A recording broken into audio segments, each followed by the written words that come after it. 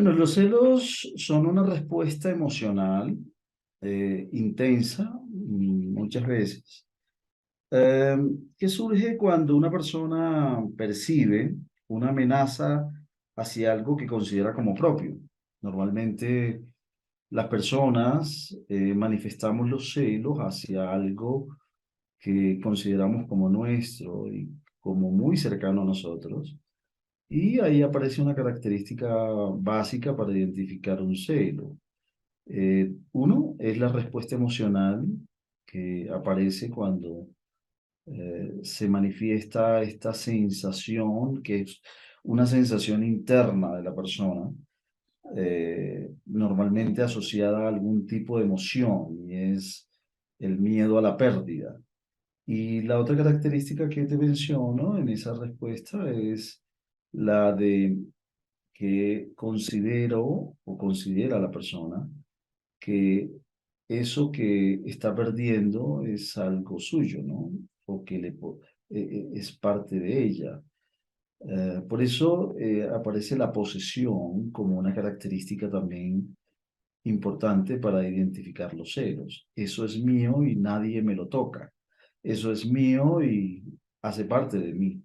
No, no se manifiestan, digamos, a veces de una manera muy asertiva, simplemente se manifiesta a veces, muchas veces verbalmente, pero normalmente se manifiesta a través de otros actos. El silencio, la rabia, el enojo, eh, ciertas manifestaciones que cada persona tiene de acuerdo a sus características personales y que hacen parte de eso de ese estado emocional que aparece cuando siente que algo se le puede perder o que está perdiendo algo. Esa es un poco una característica central en los seres. Pero debo decirte, digamos que comúnmente se denomina así a una sospecha de una inquietud, ¿cierto? Ante la posibilidad de que la persona amada o querida preste atención a favor de otra. Se presenta mucho en las parejas, pero los celos no solamente se presentan a nivel de pareja. Por ejemplo, en las relaciones familiares, los hijos a veces entran en celo hacia los padres, hacia la mamá o hacia el papá. Ahí hay una manifestación también de celo, que es también una emoción que surge en el niño, pero que obviamente tiene un manejo, de acuerdo al manejo que la madre o el padre le dé o los padres le den, obviamente esa situación va a desaparecer o tiende a desaparecer. Esa es, digamos, una característica central en los celos.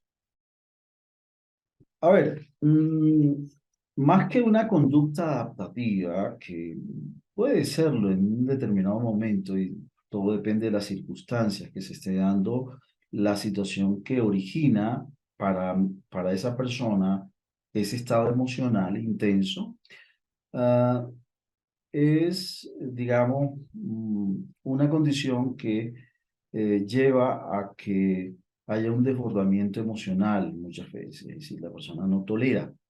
Entre las causas básicas que aparecen como determinantes de los celos es el miedo a la pérdida, ¿no? El miedo a la pérdida, es decir, ¿qué estoy perdiendo yo? El afecto de la persona, la compañía de la persona, estoy perdiendo algo que representa importancia para mí. Otra de las causas, el miedo también, asociadas al miedo, el miedo a la soledad. El miedo a la soledad, si la pierdo, me quedo solo. ¿Con quién voy a compartir mi vida? Hay personas quienes no saben manejar o no han aprendido adecuadamente a manejar la soledad, o esa soledad que se manifiesta en cierto momento también está asociada a otras situaciones emocionales de la persona, por ejemplo, la inseguridad emocional, que pueden estar llevando un poco a que ese miedo se exacerbe, ¿no? Se genere. Pero yo en el tratamiento de los consultantes y los pacientes que he recibido, encuentro, digamos, como tres características importantes en causales, en factores que determinan los celos. Uno, el amor propio. Dos, la autoconfianza. Tres, la autoestima. Estos tres factores, autoconfianza, autoestima, amor propio. El amor propio tiene una característica y es que cuando la persona no se quiere a sí misma, no se aprecia a sí misma, no se valora a sí misma, entra en un estado de incertidumbre emocional. El amor propio es un factor determinante para el, el desarrollo de una conducta de celos en una persona. Entonces, una persona que no se valore, que tenga una sensación o una autoimagen negativa de sí mismo, es decir, el amor propio está asociado, yo siempre lo he dicho, a tres, cuatro características básicas. Autoestima personal, autovaloración, autoimagen, comunicación asertiva y desarrollo psicoemocional. Esas son causales o factores que están presentes en personas que manifiestan conductas de celos, pero no son las únicas características. Aparece también el poder personal, que es otro factor que, en mi opinión, y en el trabajo que he visto con consultantes, con pacientes que he recibido, eh, es muy importante. El poder personal nace del autoconcepto y de la autonomía. Es decir, ¿cuál es el concepto que yo tengo de mí mismo? Porque si a la larga tengo miedo a que se vaya esa persona de mí, eh, ¿qué es lo que finalmente pierdo?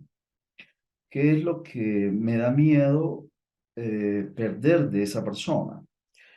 Eso está más relacionado conmigo mismo, con el concepto que yo tengo de mí mismo, la autoafirmación que me puedo dar frente a mí mismo. Esos factores, digamos, son factores determinantes en esto de la conducta de celos. Y he encontrado también, digamos, el tema de las experiencias amorosas que una persona ha tenido en el pasado, de los llamados decepciones amorosas, de situaciones o experiencias que la persona vivió en el pasado y que vuelve a vivir en el presente. Hay un colega amigo, Joan Garriga, que habla del buen amor y del mal amor.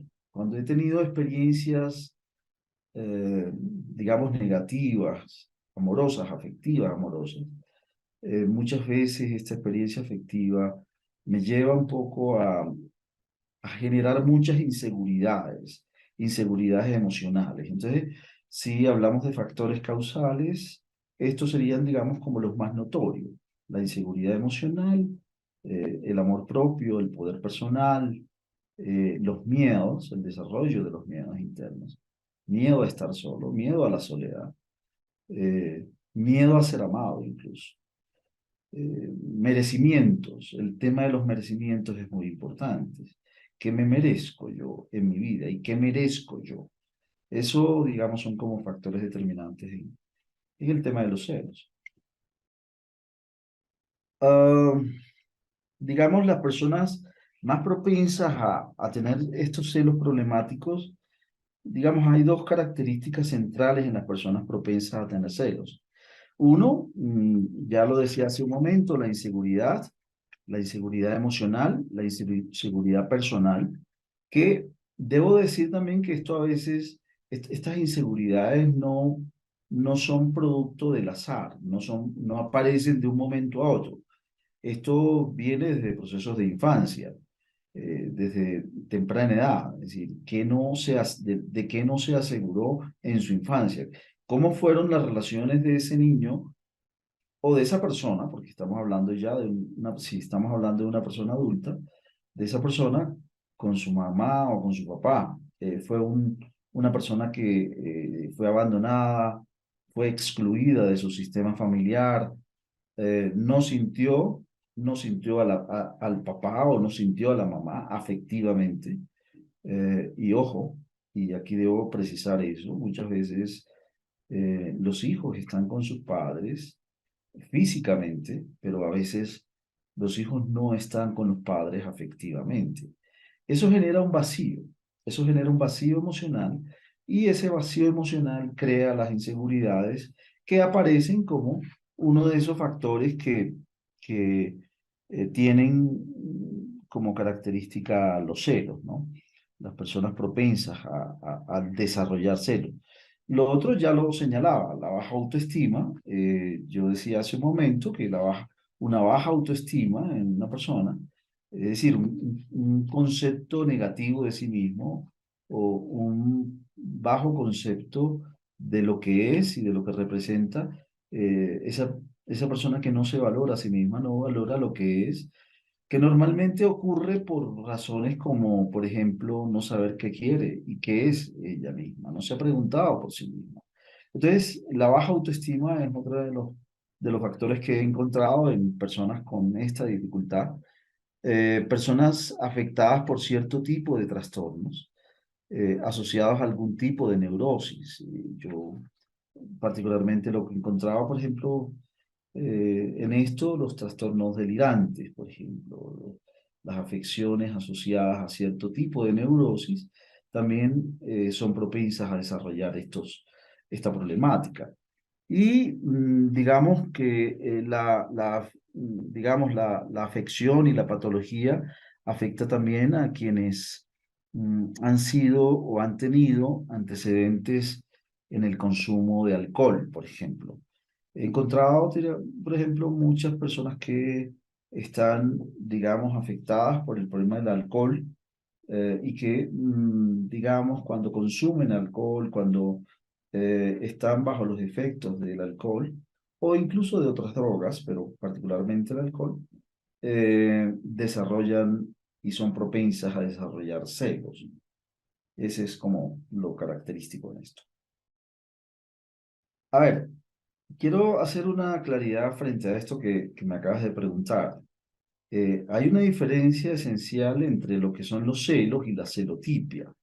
La celotipia está más asociada, son dos conceptos distintos y no necesariamente la una deviene de la otra. Es decir, una persona celosa se puede convertir en un celópata necesariamente. Puede que hayan características en la persona, características personales, que lleven al desarrollo de esto. Lo que sucede en el caso de la celotipia es que este es un trastorno de personalidad, ya es una afección personal, irreversible, entre otras cosas. Entonces, no necesariamente la una deviene de la otra. La celotipia es un trastorno delirante, irreversible y multifactorial, es decir, hay muchos factores que inciden en él. Y hace pensar a la persona, que hace pensar, digamos, a la persona sin ningún motivo real, que su pareja le es infiel. Por mucho que tú le demuestres o por mucho que la persona se le demuestre que allí no está pesando nada con su pareja, que su pareja no está haciéndole infiel, que la persona que le saludó es un amigo o una persona que conoce del trabajo o una persona que por alguna razón estuvo en contacto con ella, no necesariamente está teniendo una relación con ella, así sea que a esa persona se le explique, se le muestre que son amigos o que son conocidos o que es familia incluso, porque también se presentan esos casos, eh, la persona no lo va a creer y va a seguir pensando en que esa pareja o su pareja le está siendo infiel. Esta enfermedad es irreversible, es una característica de la celotipia, es una afección irreversible. eh, Solo se puede controlar, digamos, con medicamento y atención psicoterapéutica. Mientras que los celos normales se trabajan en terapia, en sesiones de terapia y en acompañamiento psicoterapéutico y con un adecuado control de ciertas condiciones, sobre todo en el manejo de las creencias, sobre todo en el manejo de la comunicación asertiva con la persona.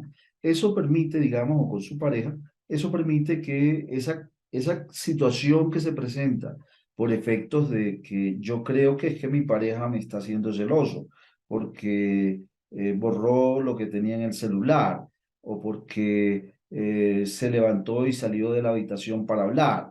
Es decir, esas situaciones que muchas veces no necesariamente están asociadas a, digamos, una conducta de infidelidad o de deslealtad a la relación, llevan a la persona a pensar que sí, que eso la está afectando. Entonces, el celotípico se centra más en la idea recurrente. Una diferencia básica entre la celotipia y el celo es que mientras el celo es una condición transitoria, ocasional, que puede sucederse, bajo una sospecha de infidelidad o bajo una sospecha de la entrega del afecto a una persona distinta a ella, la celotipia es una característica que cada vez se intensifica más, es decir, cada vez se vuelve más intensa, más recurrente, afecta la vida no solamente emocional, sino familiar, sino laboral e incluso la social. Es decir, hay personas que terminan perdiendo casi que el trabajo, perdiendo a los amigos por ese tipo de situaciones. Entonces, esa condición, digamos, afecta al celotípico y puedo decir, puedo afirmar que la celotipia forma parte del grupo que se conocía como las paranoias y ahora se denominan los trastornos delirantes, ¿no? Los celos patológicos, que estamos hablando de la celotipia, provocan violencia, incluso llegan hasta el feminicidio. Recientemente estuve en una entrevista justamente de un caso acá en Colombia, en un programa de televisión, en donde se mostraba un caso de un hombre que había asesinado a su pareja por celos, a su pareja y a la que él creyó era la pareja de su esposa. Los mató, él está pagando 60 años de prisión en cárcel y esta persona justamente eh, mostró características muy notorias de esa condición. Llega al asesinato, llega al feminicidio.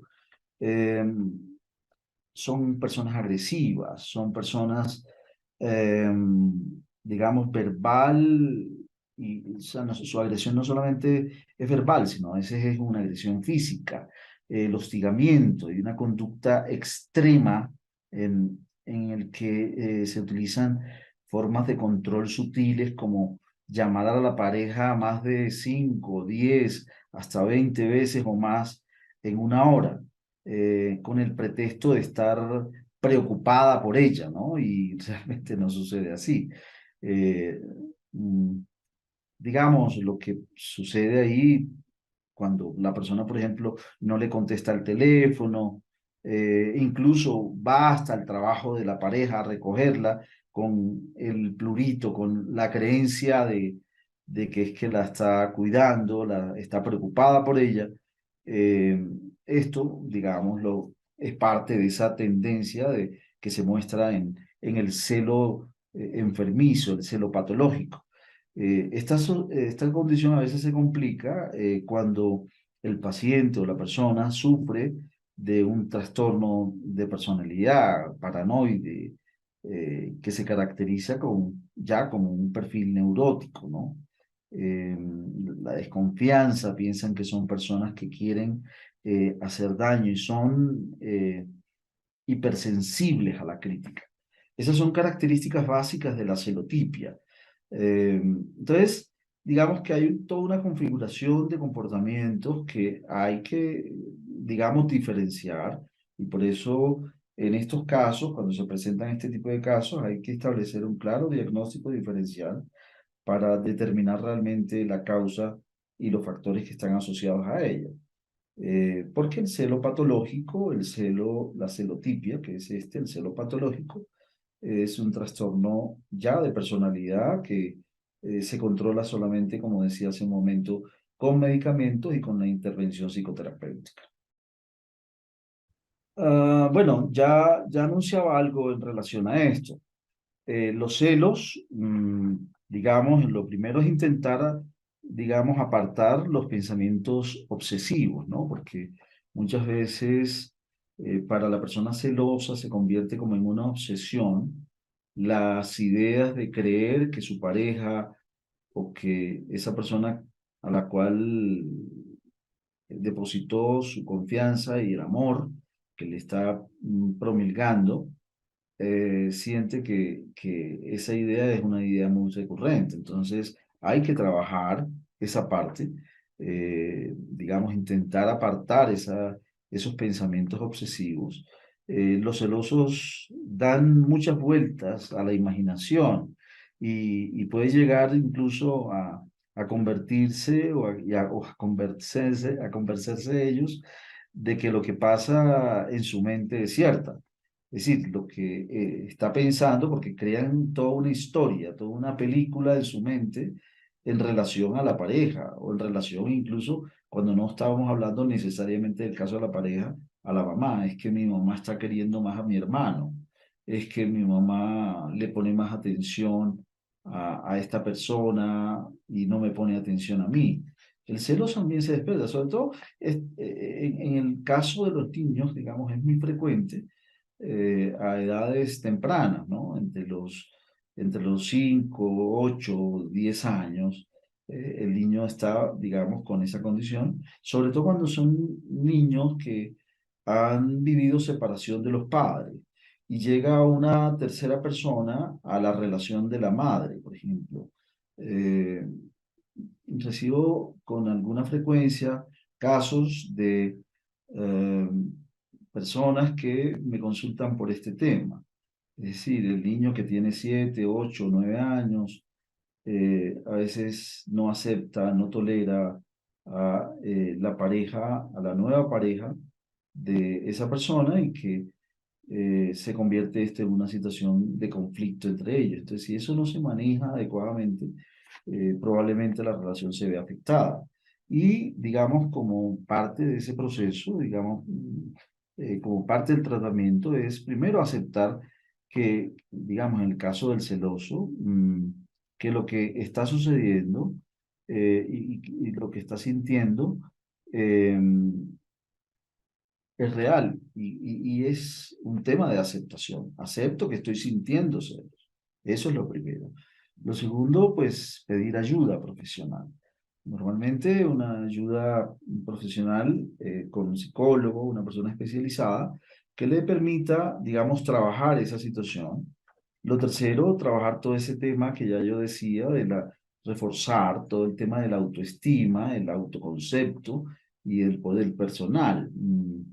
Este, digamos, es parte del trabajo que se adelanta en el contexto psicoterapéutico, ¿cierto? Y aquí lo que se fortalece son aspectos como el autoconcepto, la autoimagen, la autovaloración, la autodeterminación, el pensamiento asertivo, el desarrollo psicoemocional, que, digamos, involucra todo el tema de la inseguridad emocional.